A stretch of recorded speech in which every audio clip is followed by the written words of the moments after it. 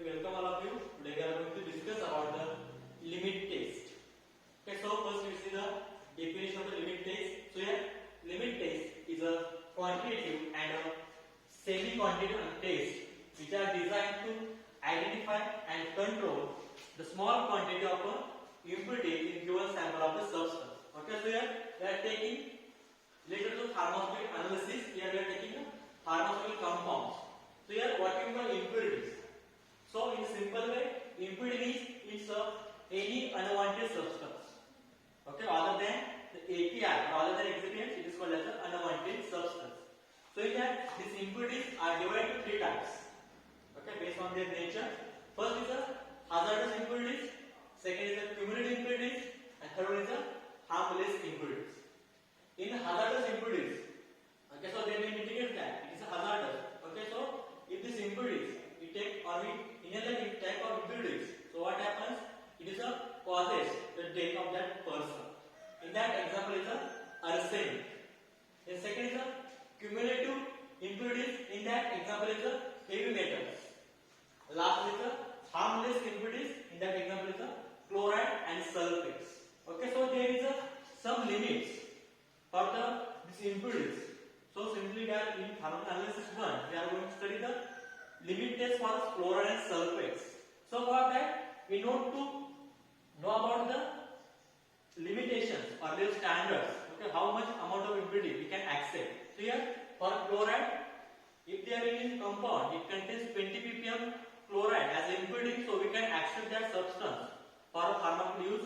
The second is a sulfate. For that there is a 10 ppm, and for iron there is again a 20 ppm. So it is an acceptable limit. So above that limit, okay, so whatever substance contains this chloride, sulfate, or iron, so your substance may be not used for the pharmaceutical purpose.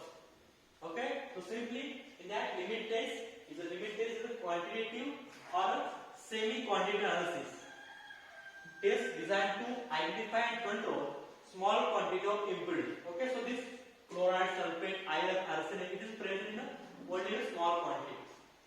Okay, so impurities, it is again any unwanted substance is divided into three types. First is hazardous, second is cumulative, third is harmless.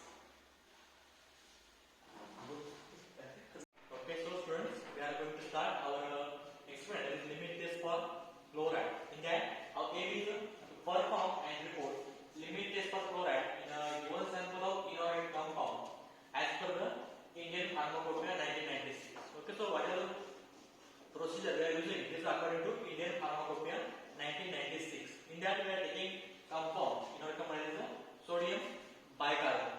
Okay, so our objective for to perform this limit test is first is to understand the principle and reaction in our limit test for chloride. Second is to understand the use of reagents and chemicals to the limit test for chloride. So what are the chemicals we are using? So what is the use of the chemicals we are going to study here. Last, to perform and report the result of and conclusion for our limit test for chloride. So based on your observation, okay, so you have to make observation and based on that you have to make a result and a conclusion. Start. Okay, next is references. So these are the three references from where I have collected this data. So these are Indian Pharmacopoeia, okay, 1996. That page number 96 and page number 138. In this one book, it is by Vallabh Prakashan. We are using that for studying the limit test for chloride. And in that, what are the requirements to perform the limit test for chloride? In that, first is the chemicals.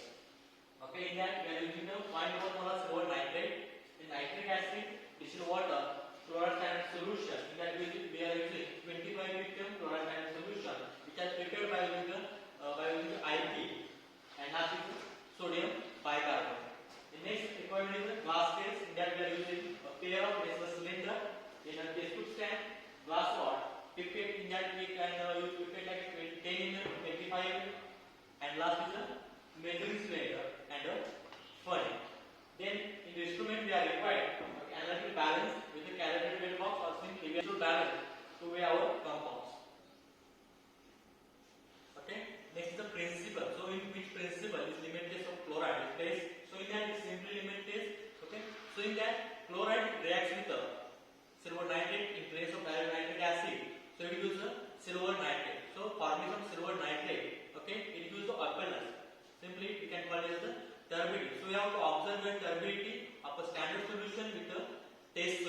that reaction in that reaction with sodium chloride. So we are using here sodium chloride to prepare a standard chloride solution. So sodium chloride react with silver nitrate, we have direct nitric acid. We use a precipitate of silver chloride and a nitric acid. So based on this silver nitrate, we use a precipitate. So you have to only observe the precipitate in your SLS cylinder. Next point is the preparation of reagents. In that we are preparing 10% weight by volume solution of direct nitric acid. This is the procedure to prepare the direct nitric acid. In that we are taking, okay, so here 8.6 ml of constant nitric acid.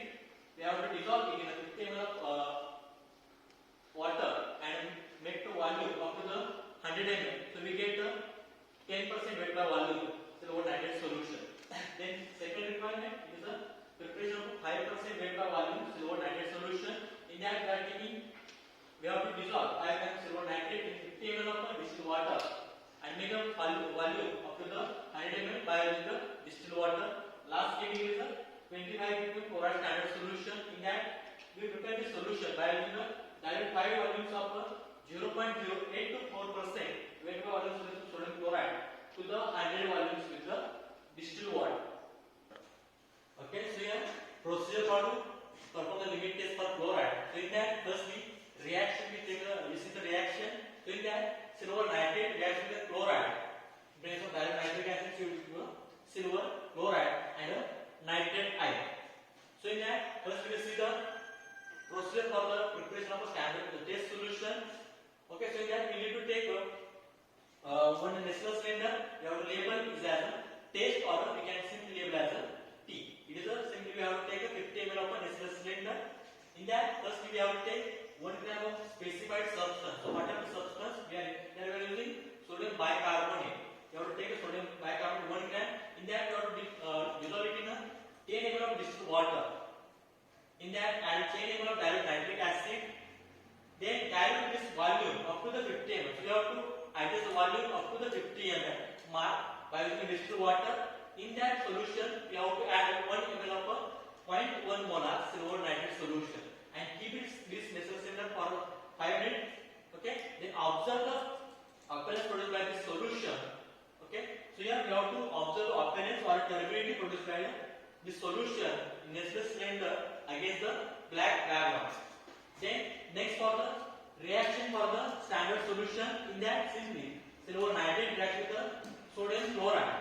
In place of direct nitric acid, so we use the silver chloride and sodium nitrate. Again we are taking here another Nestle cylinder. It is again a 50 ml capacity.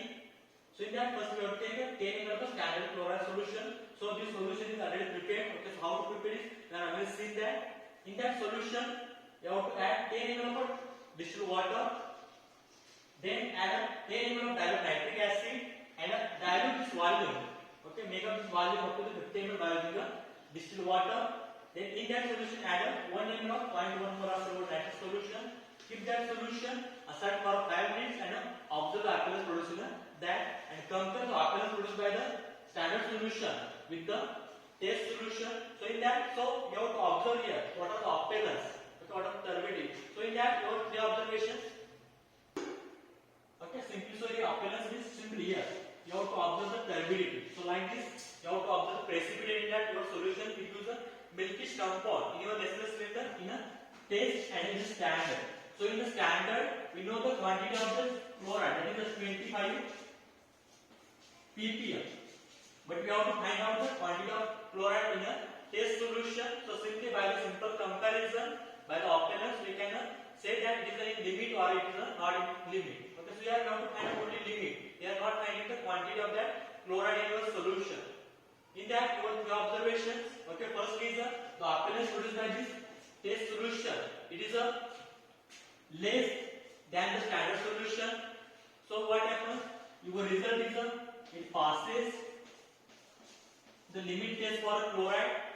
The next observation is it shows the similar appearance. Test solution shows the similar appearance with the standard. So again it passes the limit test for chloride. Last one is the appearance produced by the test solution is greater than the standard solution. Okay, so it does not pass it.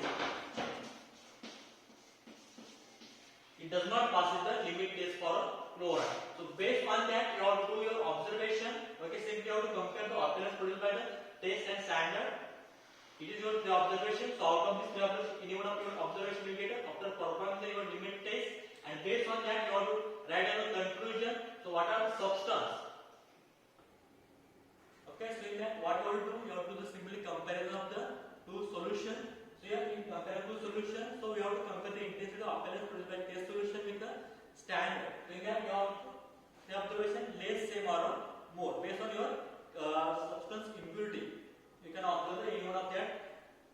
Then this is based on your comparison. You have to find out the results in that the given sample of bicarbonate. Okay, it complies or does not comply with the limit test for the chloride as per the Indian Pharmacopoeia 1996. So based on your observation, it is a less or same, it can pass the limit test. It complies the limit test for chloride. If the appearance produced by test solution is more than the standard, so it does not pass it or does not comply the limit test for chloride as per the Indian Pharmacopoeia 1996. Then based on that, you are writing a conclusion. First result from our observation and result. It can be concluded that given sample of sodium bicarbonate, okay, it contains an impurity in a permissible limit or in a non-permissible limit. So if your test solution appears less than the standard, so it complies the limit test. So ultimately it is in a permissible limit, and based on that, so this substance, whatever substance, it can be used for further study.